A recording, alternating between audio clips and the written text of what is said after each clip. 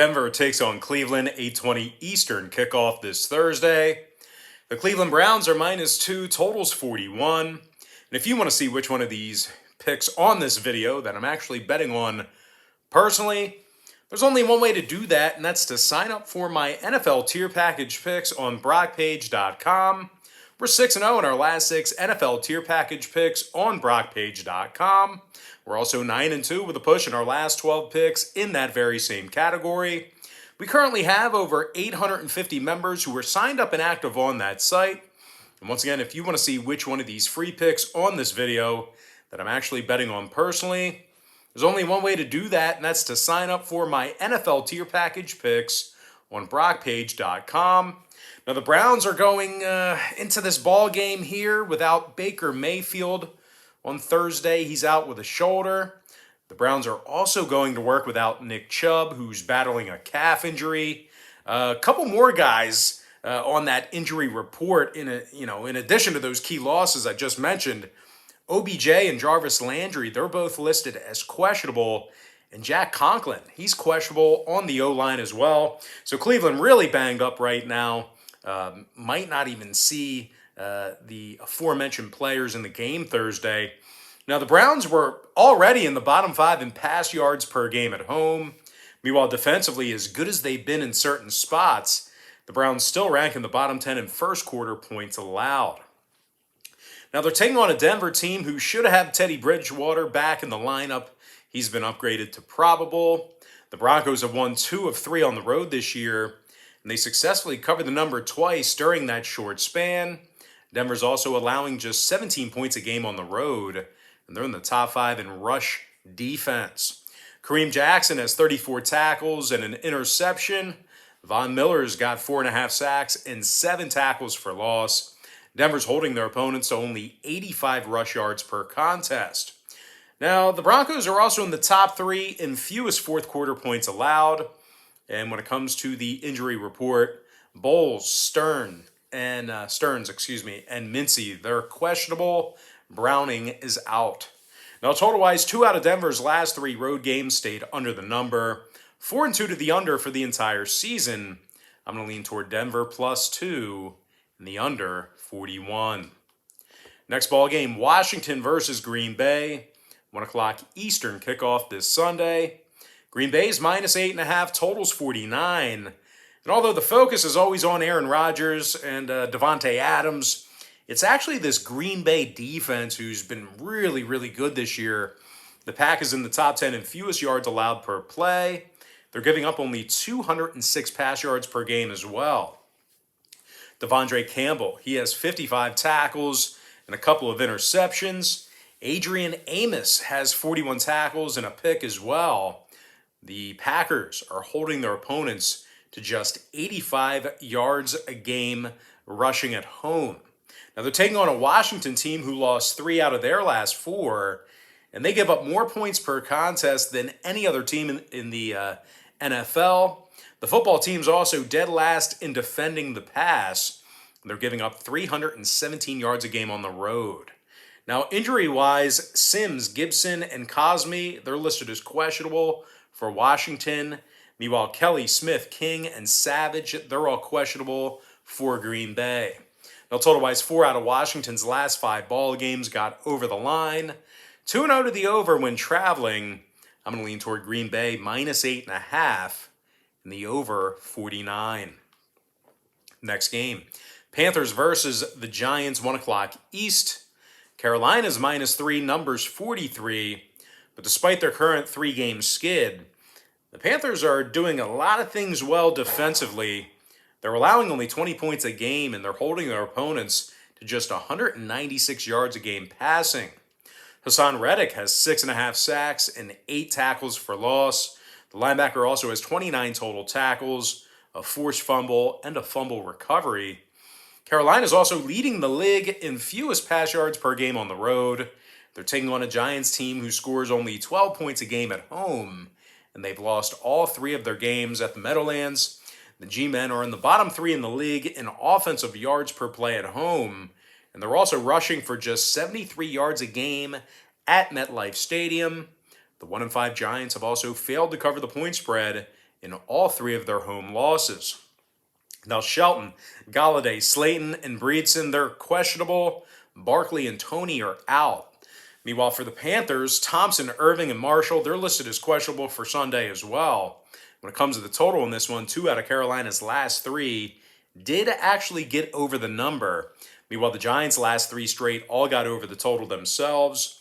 I'm going to lean toward Carolina -3 in the over 43 points. Next ball game, Chiefs, Titans, 1 o'clock Eastern start. The Kansas City Chiefs are -5.5, totals 57. But as good as Kansas City's looked offensively over the past few weeks, they still have one of the worst rush defenses in the league. Kansas City allows nearly 150 rush yards a game on the road, and they also give up more yards per play from scrimmage than any other team in the NFL.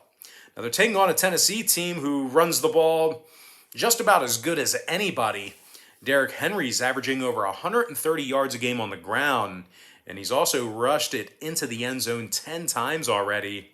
This Titan offense is scoring 28 points a game on average. Now, injury-wise, Jones, Lawan, Jackson, and Rice, they're questionable for Tennessee. Hitchens, Bell, Jones, Tooney, and Ward for the Chiefs. And when it comes to the number in this one, 2 out of Kansas City's last 3 road games got over the total. 4-2 to the over for the entire season at any location. Meanwhile, the Titans are 4-2 to the over themselves. I'm going to lean toward Tennessee +5.5 and the over 57. Next matchup, Bengals versus the Ravens, 1 o'clock East. Baltimore's -7, totals 47. But as good as Baltimore has been offensively, it's actually been their pass defense that's actually been hurting them. The Ravens are allowing 305 pass yards a game at home. And they're also in the bottom 3 in yards allowed per play on their home field. Now, Murray, Watkins, Bozeman, and Queen, they're all questionable for Baltimore. Meanwhile, on the other side, Thomas and Carman, they're questionable for Cincinnati. And speaking of the Bengals, they've actually won 3 out of their last 4 ball games. They're the league leaders in defensive yards per play from scrimmage. Logan Wilson has 47 tackles and 3 picks for Cincy. Jesse Bates has 32 total tackles himself. Cincinnati allows just 13 points a game when they travel. They're holding their opponents to only 68 yards on the ground in that very same category. Now, total-wise, Cincinnati's 5-0 to the under in their last 5 straight. Baltimore's 3-1 to the under in their last 4. I'm going to lean towards Cincinnati +7 and the under 47 points. Next matchup, Jets versus the Patriots, 1 o'clock Eastern start time. New England's -7, totals 42.5. Now the Pats are 0-4 at home this year, and they're rushing for just 73 yards a game at Gillette Stadium. Meanwhile, defensively, the Pats are in the bottom 10 in third quarter points allowed. They're taking on a Jets team who actually beat Tennessee outright just a few weeks ago, and they've scored 47 total points in their last 2 outings.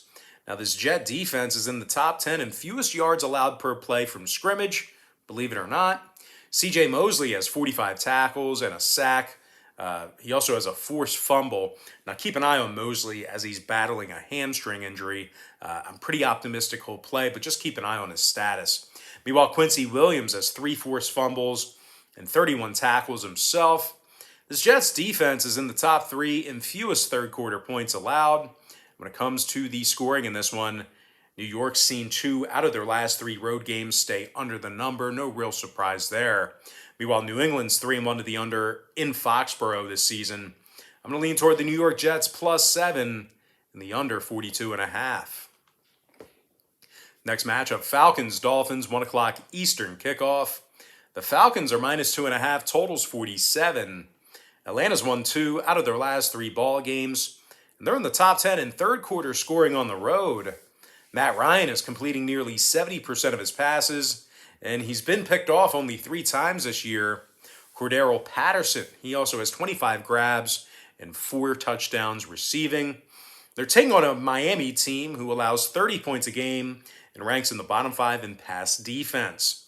Now, the Dolphins are also in the bottom 3 in fourth quarter points allowed at home. Jones, Parker, Howard, Shaheen, and Williams, They're all questionable for Miami. If Howard doesn't play, this secondary could get torched. Now, on the other side of things, Harris, Gage, Davidson, and Williams, they're questionable for Atlanta. Actually, Miami could get torched even if Howard does play. These guys are looking pretty rough this year. But anyway, total-wise, the Falcons did see their last 2 straight get over the number. 3-1 to the over in their last 4. Meanwhile, the Dolphins went 3-1 to the over in their last 4 themselves. I'm going to lean toward Atlanta -2.5 and the over 47. Next contest, the Lions versus the Rams, 4:05 Eastern start time. The LA Rams are -15, totals 50.5. LA is on a 2-game winning streak, 5-1 straight up overall for the season. LA's in the top 3 in offensive yards per play, and they're throwing for nearly 310 yards a game at home. Matthew Stafford's completing 70% of his passes, and he's thrown for over 1,800 yards and 16 touchdowns. Cooper Kupp's also averaging over 108 yards receiving a game, and he's got 7 touchdown catches. Meanwhile, defensively, the Rams allow only 21 points a game, and they're in the top 10 in defensive yards per play from scrimmage. They're taking on a winless Lions team who's scoring only 16 points a game when they travel. Meanwhile, defensively, Detroit gives up nearly 30 points a game and ranks in the bottom 3 in yards allowed per play. Now, total-wise, Detroit's 4-0 to the under in their last 4 straight. Rams are 2-0 to the under in their last couple of games themselves. I'm going to go ahead and lean toward the LA Rams -15 and the under 50.5. Next ball game, it is going to be Eagles versus the Raiders, 4:05 Eastern kickoff. The Las Vegas Raiders are -3, totals 49. Now, the Raiders are throwing for nearly 320 yards a game at home. Derek Carr has thrown for nearly 1,950 yards already and does a really nice job of spreading it around. Meanwhile, defensively, Las Vegas holds their opponents to just 174 yards passing at home. They're taking on an Eagles squad who lost 4 out of their last 5, and they rank dead last in offensive time of possession. Meanwhile, defensively, on the other side of the ball, the Eagles have one of the worst rush defenses in the game. They're in the bottom 5 in rush yards allowed per contest. Now, total-wise, 2 out of the Raiders' last 3 home games did get over the number. I'm going to lead toward Las Vegas -3 and the over 49. Next contest, it is going to be Bears versus the Buccaneers, 4:25 Eastern start time. Tampa Bay's -12.5, totals 47. But as good as Tampa's been, they've actually been fairly lackluster against the number. The Bucs failed to cover in 3 out of their last 4 ball games, and they've done very little this year to establish the run. They're gaining only 85 yards a game on the ground. Meanwhile, defensively on the other side of the ball, the Bucs give up more third-quarter points than any other team in the league. I know that's a quirky stat, but just keep that in mind if maybe you're a prop bettor and maybe you're looking to bet the second half or the third quarter total. But anyway, Tampa's taking on a Chicago team who won 2 out of their last 3 ball games, and they covered the number twice during that short span. Chicago allows only 20 points a game, and they rank in the top 5 in fewest first-quarter points allowed. Khalil Mack has got 6 sacks thus far in the season. Roquan Smith with 62 total tackles and a pick. Now, Bush, Holtz, and Johnson are questionable for Chicago. Gronk, David, Winfield, they're questionable for the Bucs. And when it comes to total in this one, 2 out of Tampa's last 3 ball games fell under the number. Chicago's 5-0 to the under in their last 5 straight. I'm going to lean toward the Bears +12.5 and the under 47. Next contest, Texans, Cardinals, 4:25 Eastern kickoff. The Arizona Cardinals are -17.5, numbers 47. The undefeated Cardinals are 5-1 against the spread, and they're scoring over 32 points a game. Kyler Murray's completing 74% of his passes, and he's thrown for nearly 1,750 yards. Meanwhile, defensively, the Cards allow only 18 points a game, and they rank in the top 10 in pass defense. Vallejo and Lawrence are questionable for Arizona. Amendola, Brooks, Britt, and Conley for Houston. And speaking of the Texans, they're on a 5-game losing streak, and they rank dead last in road scoring. This Houston offense is only mustering up 8 points a game when they travel. Meanwhile, defensively, the Texans give up more yards per play on the road than any other team in the league. Now, total-wise, 3 out of these teams' last 4 meetings did get over the number. Meanwhile, the Cardinals saw 3 out of their last 5 ball games get over the line themselves. I'm going to go ahead and lean toward the Arizona Cardinals minus 17.5 and the over 47. Next contest, Colts versus the Niners, 8:20 Eastern start time Sunday night. The San Francisco 49ers are minus 4, totals 44.5. Now, San Francisco is on a 3-game losing streak, 1-4 against the spread in their last 5. The San Francisco offense is in the bottom 10 in first quarter scoring. Meanwhile, defensively, they're in the bottom 5 in fourth quarter points allowed. They're taking on a Colts team who won 2 out of their last 3 ball games. And in addition to that, they successfully covered the number in 4 out of their last 5. This Colts offense is in the top 10 in offensive yards per play from scrimmage. Meanwhile, defensively, Indy's in the top 3 in fewest second quarter points allowed. Darius Leonard has 45 tackles and a couple of picks. Meanwhile, Bobby Okereke is leading the team with 51 total tackles. Now, injury-wise, Hilton, Smith, Teray, and Wilkins, they're listed as questionable for Indy. Meanwhile, Garoppolo, Harris, and Lance for the Niners could be a big problem at quarterback for them on Sunday night. Now, total-wise, 3 out of the Niners' last 4 ball games fell under the total. Indy saw 2 out of their last 4 fall under the line themselves. I'm going to lean toward Indianapolis plus 4 and the under 44.5. And with that, guys, now it's time for our next and final matchup. It is going to be Saints versus the Seahawks, 8:15 East on Monday Night Football. The New Orleans Saints are minus 5, totals 43. Now, the Saints, they did get the W in 2 out of their last 3 ball games. They're in the top 10 in the league in rush yards per game. Meanwhile, defensively, the Saints allow just 18 points a game. Demario Davis has 38 tackles and 3 PBUs. Meanwhile, Malcolm Jenkins has 34 tackles and a pick. The Saints' defense is in the top 3 in fewest yards allowed per play on the road. They're taking on a Seattle team who's still going to work without Russell Wilson. Collins and Lewis, they're questionable for Seattle as well. Now, the Seahawks' defense allows more rushing yards per contest at home than any other team in the league. Seattle's lost 4 out of their last 5 ball games. Now, total-wise, Seattle's 5-1 at the under thus far in the season. Meanwhile, the Saints saw 2 out of their last 3 road games stay under the line. I'm going to lean toward the New Orleans Saints minus 5 and the under 43. And with that, guys, now it's time for our quick pick recap. Powered to you by my website at brockpage.com, where we are 6-0 in our last 6 NFL tier package picks. I like Denver plus 2, under 41. I like Green Bay minus 8.5, over 49. Give me Carolina minus 3, over 43 points. Tennessee plus 5.5, over 57. Cincinnati plus 7, under 47 points. New York Jets plus 7, under 42.5. Atlanta minus 2.5, over 47. LA Rams minus 15, under 50 and a hook. Las Vegas minus 3, over 49. Chicago plus 12.5, under 47. Arizona minus 17.5, over 47 points. Indianapolis plus 4, under 44 and a hook. Before I give you my next and final free pick for the video, one final reminder that we are 6-0 in our last 6 NFL tier package picks on brockpage.com. We're also 9-2 with a push in our last 12 NFL tier package picks in that very same category. I'm going to lean toward New Orleans minus 5 and the under 43. And with that, guys, now it's time for our shout out of the day.